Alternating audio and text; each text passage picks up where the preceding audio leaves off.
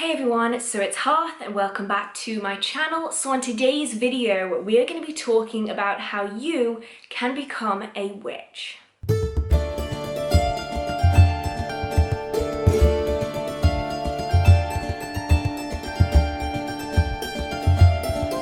So this video is for all of you muggles, no-mages and beginners into the world of witchcraft. Now I know that it's quite different from my usual videos, so any of my current subscribers who are more advanced, this video may not be for you, and I'm sorry about that. I'll hopefully see you in my next one. So all of you that stuck around, the muggles, the no-mages, those curious to learn the arts of witchcraft, a lot of you will likely have the same question. How do I become a witch? It is something that we are asked all of the time by beginners and those outside of the practice. And there's a lot of misinformation that surrounds it. And I'm almost certain that I will be able to categorize everyone watching this video that is interested in learning to become a witch into two specific categories. Those that believe that witches are a different species, and those that just want to know how to get started in the craft. So I'll address the first category first because I'm sure that some of you are probably in this category, and I've spoken to a lot of people who are also in this category. Unfortunately, pop culture, whether that be Harry Potter or the new Chilling Adventures of Sabrina, it seems to set witches apart from humans. They are different, they're separate, they're almost a different species. And a lot of people do genuinely believe that you have to be turned into a witch. There are all these spells online that can help you magically transform into a witch, and none of it is true. If you were to test my genetic code with a normal non-practitioner's genetic code, you won't find some magical gene that is activated in me but not activated in them. There is no genetic code that triggers witchcraft. It's not something you're born with. I know the idea of hereditary witches is really popular and not helped by Charmed, I might add. But the idea that one day you suddenly wake up and you're a witch out of nowhere, like you hit your 16th birthday and you are suddenly a witch, is not true. Being a witch isn't genetic. It's not a different species. It's a craft. Hence the term witchcraft. It's something you learn, something you develop. And in reality, witches are no different from anyone else on the street, except we know and we have studied the magical practice that goes behind successful spell work and ritual and everything else. Witches will almost always look completely like everyone else around you, and in fact, you have probably walked past several hundred witches in your life, and you probably didn't recognize any of them. Now, some of us are a little bit more eccentric. You get those that wear the long dresses, or you get people like me wearing things like this, because why not? But most practitioners genuinely do blend in with everyone else. You would never know a practitioner from a non-practitioner just by looking at them, unless they wear something outrageous like this, or they wear charms and symbols that represent their faith or their practice in witchcraft. So, now that I've addressed kind of that side of the group, let's move on to the other side of the group, because there are probably many of you that already know that witchcraft is something that you learn. You already know that. You just don't know how to get started. What is that point that makes you a witch from being a normal person? Well, being a witch is to take a title. That is the main thing that a lot of beginners find rather confusing. There is no initiatory point where you magically become a witch. It is instead a name, a title that you can give yourself when you feel ready. So you will find beginners that the moment they pick up their first witchcraft book, they call themselves a witch, even if they've never cast a spell in their entire lives. But you also get those practitioners, and I've spoken to some of them myself, who have been practicing for 30, 40, sometimes 50, 60 years, and they have still never taken the title of witch because they don't feel ready. And that's the thing, because it is a title, you choose to take the title when you're ready. And I know that some people will unfortunately wear the title of witch without ever picking up a magic book. They will have never studied a single page of magical information, and they will call themselves a witch simply because they like this kind of aesthetic, and that is really unfortunate. But for the rest of us, it's something that we choose to take when we're ready. That can be as soon as you've finished your first magic book, the moment you've cast your first spell. It could be several years down the line. A lot of people choose a year and a day of study before they choose to take the title of witch. It entirely depends on the individual and when you feel ready to take the title of witch. So how do you go from someone outside of witchcraft to being part of it, to knowing it, to understanding it? Now, there is no magical formula for this. There is no spell or incantation you can cast. There is no potion you can drink that suddenly transforms you into a witch. Instead, it is a steady, slow progression. I would personally suggest that if you're new, if you're interested, then YouTube is a fantastic free resource, especially for beginners who want to get to grips with what magic is and what it isn't, what to study, what to not study. It's a great glimpse into hundreds of practitioners' individual practice, because your practice, guaranteed, is going to end up being different than mine. And my practice is exceptionally different from a lot of other practitioners I know. In fact, every practitioner I've ever met has a completely different practice to me. So browsing through YouTube is a fantastic way to get a lot of free information from lots of different people to see whose personal methods and techniques and practice suits you the best, because everyone is going to be different. Now, once you've had a quick glance around YouTube and you kind of get a feel for what witchcraft is all about, you know what it is and what it isn't, it's ideal then to be getting a really good beginner book on the subject. Now, Amazon is a fantastic resource for this. There are literally tens of thousands of occult books on Amazon that you can purchase. Now, there is one that I would purchase above all others, and that's because it's the one that I found the most useful when I was getting started. And that was Before You Cast a Spell by Carl McColman. It is a no-nonsense, no-faff book to begin a witchcraft. It goes into basic practices like centering, grounding, visualization, energy manipulation, circle casting, and it will also tell you what magic is and what it isn't. It's really down to earth, really fast. It's a small book, so it's relatively quick to go through, and it gives you really good information really fast. Now, you can get this as a physical book, you can get this as an ebook, there's lots of different alternatives, and if you don't really fancy his book, have a browse around.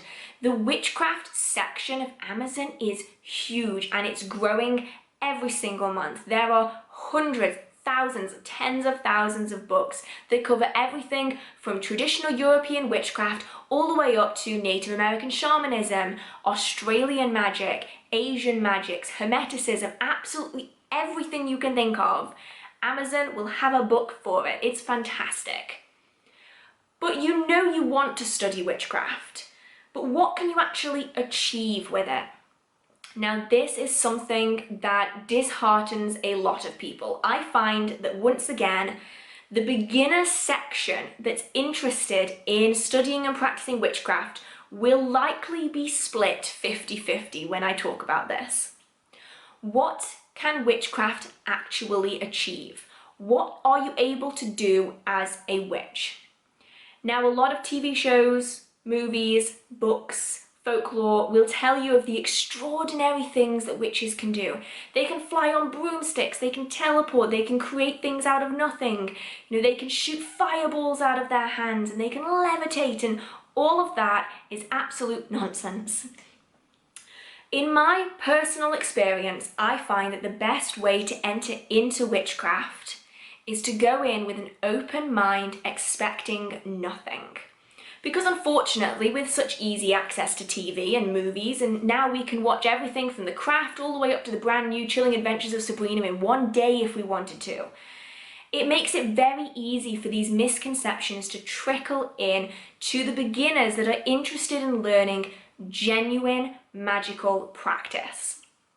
Now, there are a lot of you probably that will be rather disheartened when you find out what magic can do.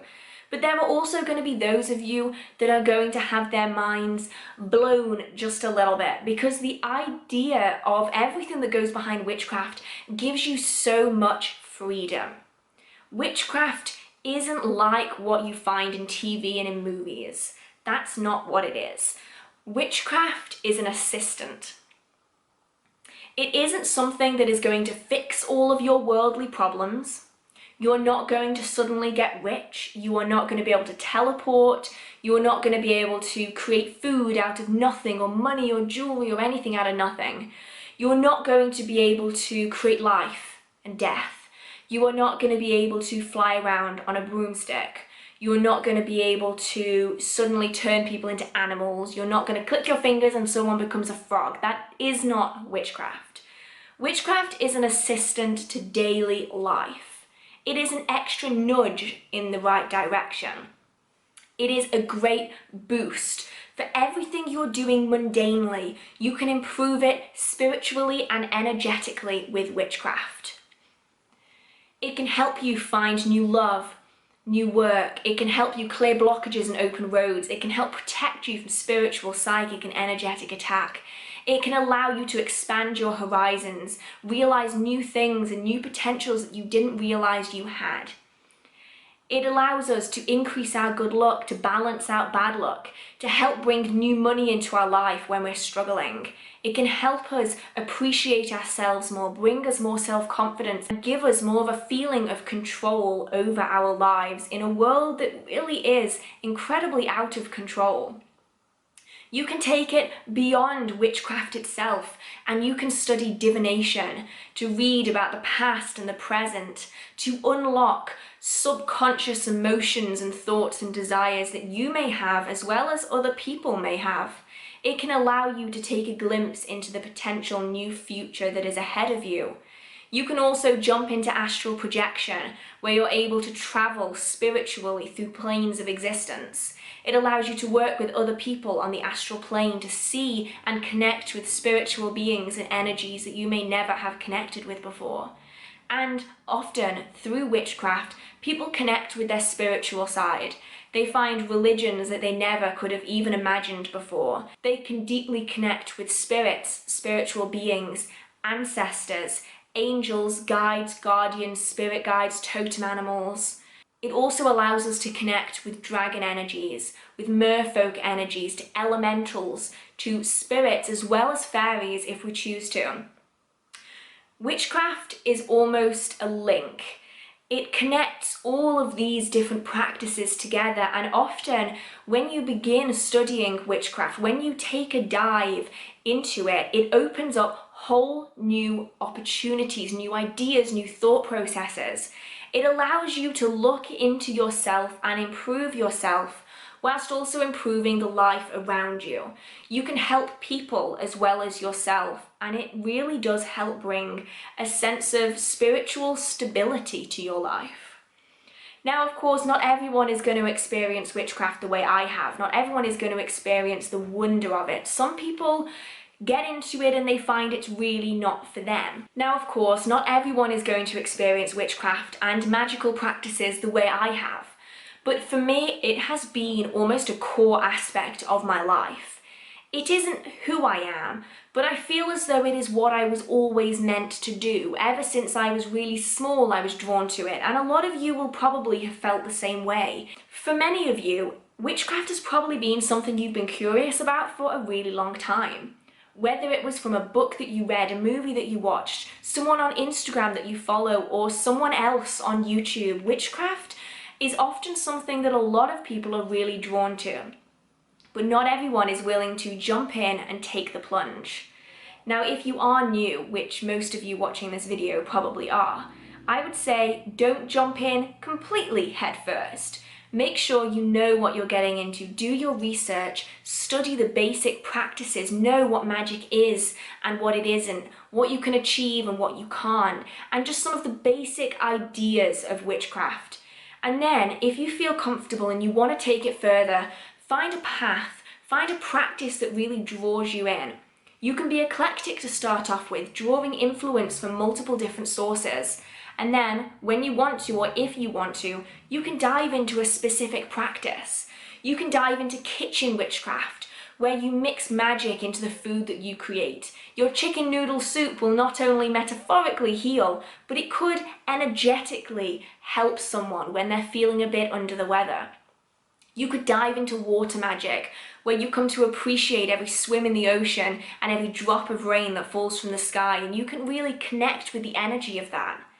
You can dive into hearth witchcraft and undertake magic within your home to help the people around you. You can jump into elemental witchcraft, drawing on elemental energies and spirits, calling in the quarters, and working really closely with the elemental beings that are all around us.